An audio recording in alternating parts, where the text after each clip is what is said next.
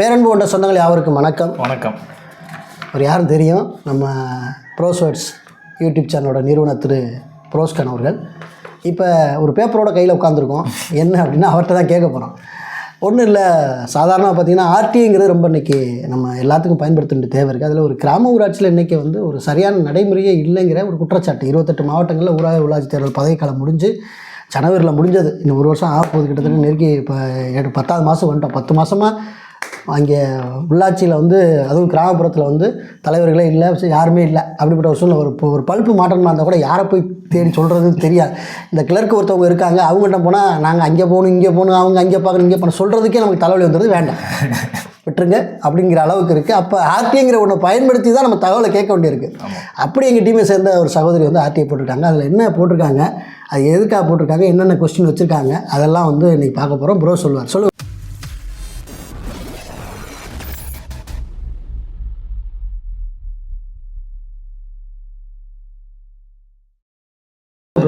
வட்டார வளர்ச்சி அலுவலகத்துக்கு ஆர்டிஐ பதிவு செஞ்சிருக்காரு. ராமராஜ் சம்பந்தமாக ஆர்டிஐ போடணும்னா அங்கே தான் போடணும்.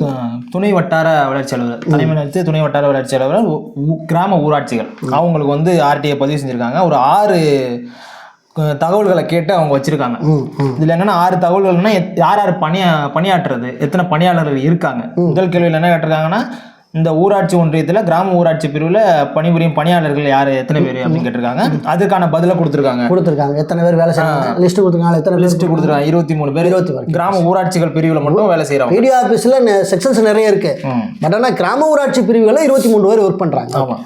அதே மாதிரி அந்த ஊராட்சிகளை பணிபுரியக்கூடியவர்களோட சம்பள விவரம், ஃபஸ்ட்டு அவங்க வேலைக்கு சேரும்போது எவ்வளோ சம்பளம் வாங்கினாங்க, இப்போ எவ்வளோ வாங்கிக்கிட்டு இருக்காங்க அப்படிங்கிறது கேட்டதுக்கு அவங்க வந்து அது வந்து குறிப்பிட்ட ஒரு பதிலாக சொல்ல, இவ்வளோதான் சம்பளம் அப்படிங்கிறத சொல்லாமல் இதுக்கும் இடையில வாங்கிட்டு இருக்காங்க அப்படிங்கிற மாதிரி ஒரு பதில் தந்திருக்காங்க. ஆனால் ஒரு நிறைவான பதில் இல்லை, பதில் கொடுத்துருக்காங்க. Okay okay okay. அதே மாதிரி அவங்களோட கல்வி தகுதி என்ன, அவங்க எல்லாருமே இப்போ பிடிஓவாக இருக்கட்டும், டெபியூட்டி பிடிஓவாக இருக்கட்டும், என்ன படிச்சிருக்காங்க, அவங்க எங்கே படித்தாங்க, அந்த படிப்பை +2 முடிச்சிருக்காங்கன்னா எங்கே முடிச்சாங்க, எந்த இதில் முடிச்சு, கல்வி நிறுவனம் எது அப்படிங்கிறதையும் கேட்டிருக்காங்க. அதுக்கு வந்து அவங்க பணிப்பதிவேட்டில் உள்ள வரை தகவல் கொடுத்துருக்காங்க. ஒரு சில தகவல்கள் அதில் இல்லாமல் தான் இருக்குது. அதுக்கப்புறம் இன்ஸ்பெக்ஷன் கள ஆய்வுக்கு வரும்போது மண்டல துணை வட்டார வளர்ச்சி அலுவலர், அதாவது ஜோனல் பிடிஓ வந்து கள ஆய்வுக்குலாம் வருவாங்க, இன்ஸ்பெக்ஷன் வருவாங்க. அப்போல்லாம் வந்து ஐடி கார்டு போடணுமா, நிறைய பேர் ஐடி கார்டு போடுறது இல்லை. அப்போ வந்து ஐடி கார்டு போடணுமா போடக்கூடாதா அப்படிங்கிற மாதிரி அதை வந்து தகவலாக கொடுங்க. எப்படியோ ஐடி கார்டு போடாமல் வந்திருக்காங்க, அதனால தான் இந்த சகோதரி கேட்டிருக்காங்க. ஸோ அவங்களுக்கு வந்து அவங்க மேலே கம்ப்ளைண்ட் போட்டிருக்கலாம். ஆனால் கம்ப்ளைண்ட் போடாமல் அவங்களுக்கு நினைவூட்டுற விதமாக தான் இந்த கேள்விகளை அவங்க கேட்டிருக்காங்க. ஓகே, இவ்வளோ கேட்டதுக்கு பதில் கொடுத்துருக்காங்க.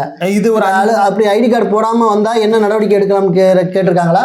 நம்ம அடையாள அட்டை அணிந்து கலாய்வு செய்ய வேண்டும் அப்படின்னு சொல்லி மட்டும் பதில் கொடுத்துருக்காங்க. என்ன நடவடிக்கை அதெல்லாம் இல்லை, அவங்களுக்கு நடவடிக்கை எடுக்கிறதுக்கு என்ன வழிவகைன்னு சொல்லி கேட்டதுக்கு ஐடி கார்டுக்கு அவங்க போட்டு தான் கலாய்வு செய்யணும் அப்படிங்கிற சொல்லுவாங்க. கம்ப்ளைண்ட் கொடுக்குற பற்றி அவங்க சொல்லலை. Okay okay okay. இதில் என்னன்னா, ஒரு கேள்விக்கு மட்டும் இவங்க பதில் கொடுக்கல, ஒரு தகவல் கேட்டதுக்கு தகவல் கொடுக்கல. அந்த பணியாளர்களோட சொத்து விவரம் என்ன, அரசாங்கத்தோட சம்பளம் வாங்குறாங்க, மக்கள் வரிப்பணத்தில் சம்பளம் வாங்குறாங்க, அவங்களோட சொத்து விவரம் என்ன அப்படிங்கிறத கேள்வியாக கேட்டிருக்கோம். அதை எப்படி நிராகரிச்சிருக்காங்க அப்படின்னா, அரசு ஊழியர்களின் சொத்து மற்றும் கடன் போன்ற தனிப்பட்ட தகவல்களை வழங்கிட 8(1)J படி விலக்களிக்கப்பட்டுள்ளது. எனவே தகவல் அறியும் உரிமை சட்டத்தின்படி அரசு ஊழியரின் சொத்து விவரங்களை வழங்க இயலாது அப்படின்னு சொல்லி நிராகரிச்சிருக்காங்க அந்த கேள்வியை மட்டும்.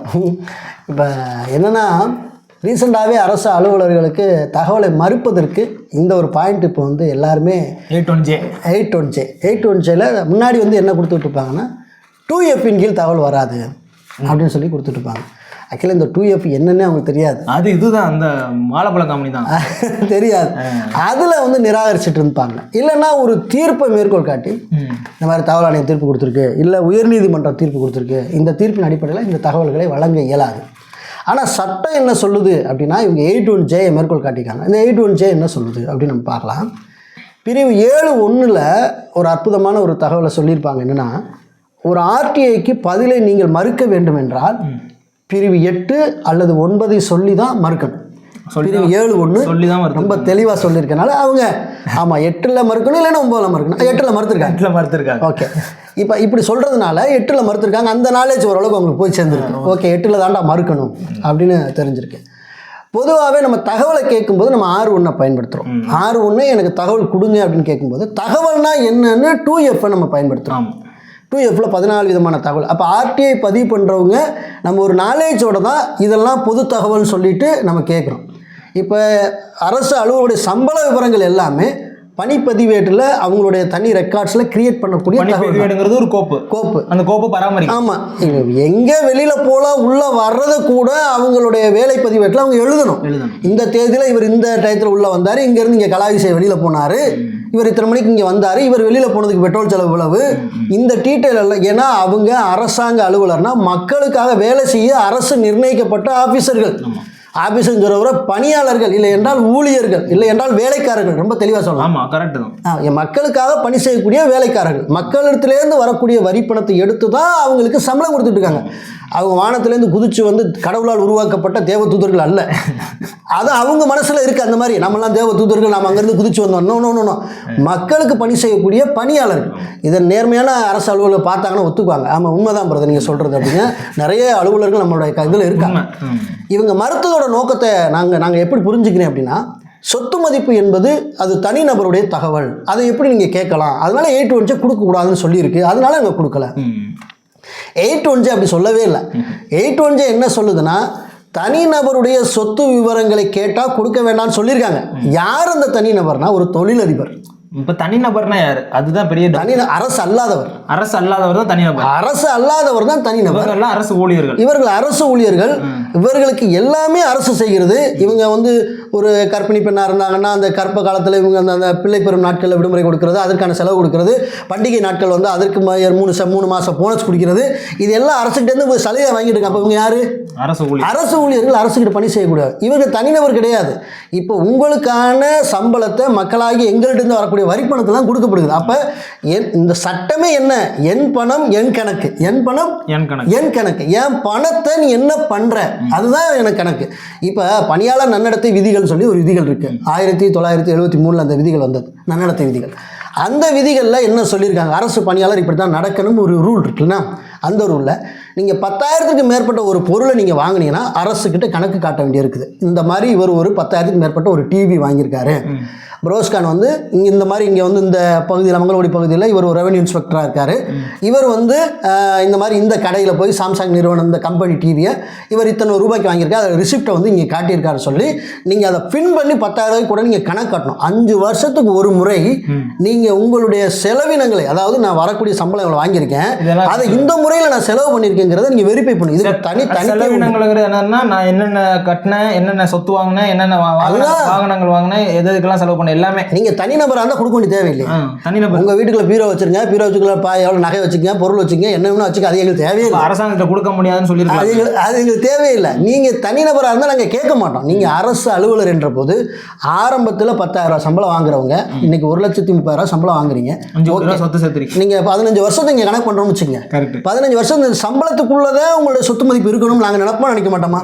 அப்போ நீங்க இது வரைக்கும் நீங்க ஒரு 10 கோடி, நீங்க ஒரு 10 கோடியை வச்சுங்க, 10 கோடியே நீங்க வந்து சம்பளம் அரசுக்கிட்டேருந்து வாங்கியிருந்தா கூட அதில் வந்து நீங்கள் ஒரு 3 கோடி செலவு பண்ணிட்டு ஒரு 7 கோடிக்கு உங்களோட சொத்து மதிப்பு இருந்தால் கூட பரவாயில்லைங்க. ஆனால் உங்களோட சொத்து மதிப்பு இங்கே என்னவா இருக்குது அப்படின்னா, ஒரு வீடே 30 கோடி கட்டியிருக்கீங்க. இல்லை, இப்போ என்னன்னா இதில் என்ன பெரிய டவுட் வருதுன்னா, எனக்கு அந்த 2 வருஷத்துக்கு முன்னாடி வந்து டவுட் என்னன்னா, ஒரு அரசு ஊழியர் இப்போ அவர் வந்து 20,000 ரூபாய் சம்பளம் வாங்குறாரு, அதுக்குள்ளே தான் இருக்கணுங்கிற பட்சத்தில் ஏன் அந்த அரசு ஊழியர் வேற ஒரு பிஸ்னஸ் பண்ணியிருக்கலாம்ல, வேற ஒரு தொழில் பண்ணியிருக்காங்க, அதை செய்யக்கூடாதுல்ல?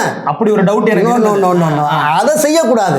இவர் வேற தனியார் நிறுவனத்தை வேலை செய்யவோ, தனியார் ஒப்பந்தத்தில் பண்ணவோ, இவர் ஒப்பந்தம் கூட எடுக்கக்கூடாது. மொத்தத்தில் ஒப்பந்தம் எடுக்கக்கூடாது, பிஸ்னஸ் எதுவுமே செய்யக்கூடாதுங்க. இவர் அரசு பணியாளர்ல முழு நேரமும் இவர் அரசுக்கு தானே வேலை செய்யறாரு. காலை 10 மணிலிருந்து மாலை 5 மணி வரைக்கும் இவர் அரசாங்க அலுவலகத்தில் இருக்கணும். இப்போ ஒரு பிஸ்னஸ் இருக்குன்னா அதில் பார்ட்னராக கூட இருக்கக்கூடாது. அது விதிமுறைக்கு அப்பாற்பட்ட, விதிமுறைக்கு ரூலை பிரேக் பண்ற மாதிரி அர்த்தம். அவரோட வாழ்க்கையே அந்த சம்பளம். நீங்க நிறைய பேர் என்னன்னா பினாமி போட்டு பண்ணிட்டு இருக்காங்க. நீங்க பினாமி போட்டு பண்ணாலும் சொத்து மதிப்பை யாரு கணக்கில் காட்டணும்னா, யாரை பினாமி போட்டுருக்கோ அவங்க கணக்கில் காட்டிட்டு போயிருங்க. அதை பத்தி எங்களுக்கு பேச்சு கிடையாது. ஓகே, அப்போ அரசு ஊழியருங்கிறவர் இந்த வேலை மட்டும் தான் பார்க்கணும், வேற எந்த வேலையுமே பார்க்கக்கூடாது. உங்க பேர்ல எவ்வளவு சொத்து மதிப்பு இருக்கு, இது பொதுவான தகவல் தான். இது நாங்கள் கேட்கக்கூடிய உரிமை எங்களுக்கு. ஒரு எக்ஸாம்பிள், இன்னொன்று எக்ஸாம்பிள் அழகா சொல்றேன். இப்போ நம்ம ஏரியாவோட எம்எல்ஏ யாரு?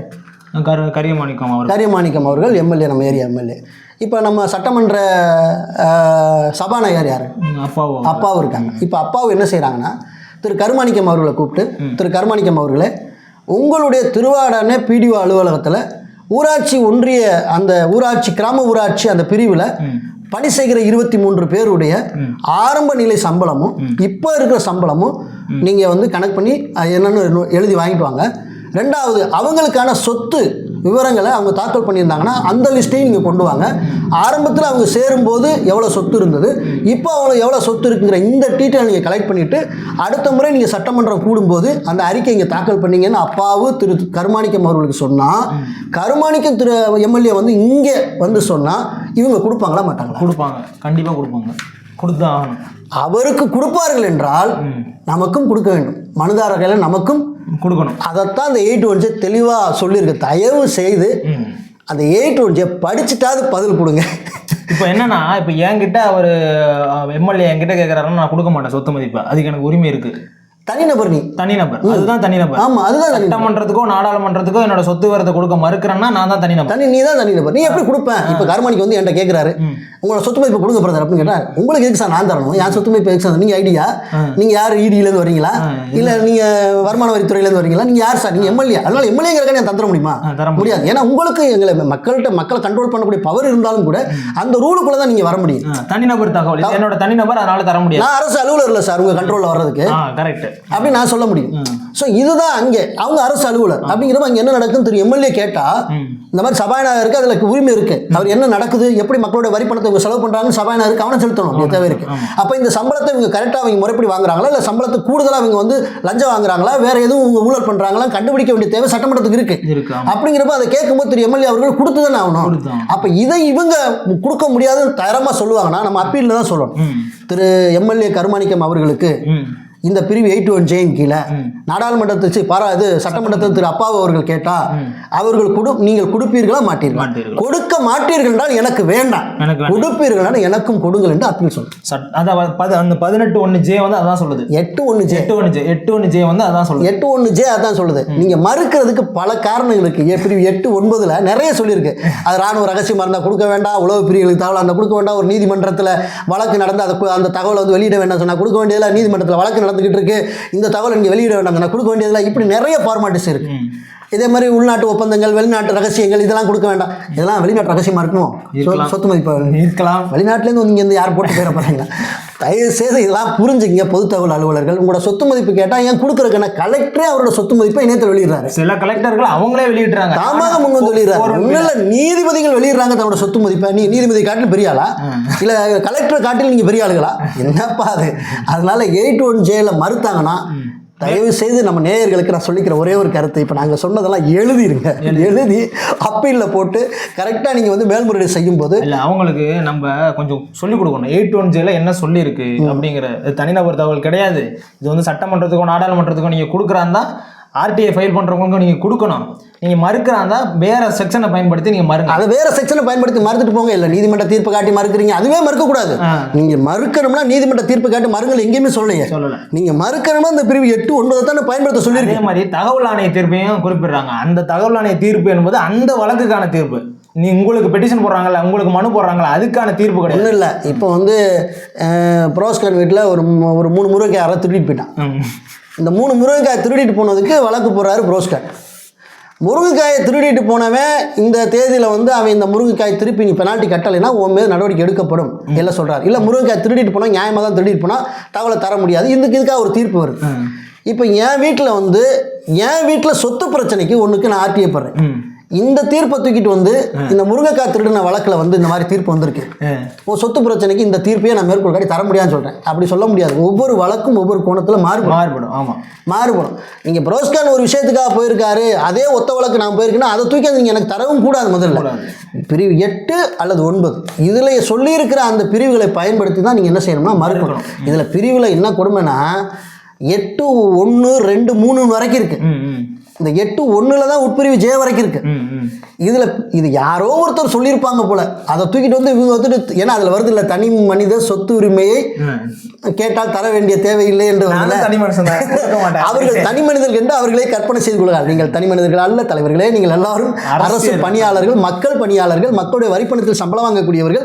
ஆரம்பத்தில் உங்களோட சொத்து மதிப்பு எவ்வளோ இருந்தது, இப்போ எவ்வளோ சொத்து மதிப்பு நாங்கள் தெரிஞ்சுக்கிறோம் இல்லையா? பொதுமக்களாக எங்களுக்கு கருத்து இருக்கா இல்லை? எங்கள் நாடு வல்லரசாமி, எங்களுக்கு விருப்பம் இருக்கும், ஆசை இருக்குமா இல்லையா?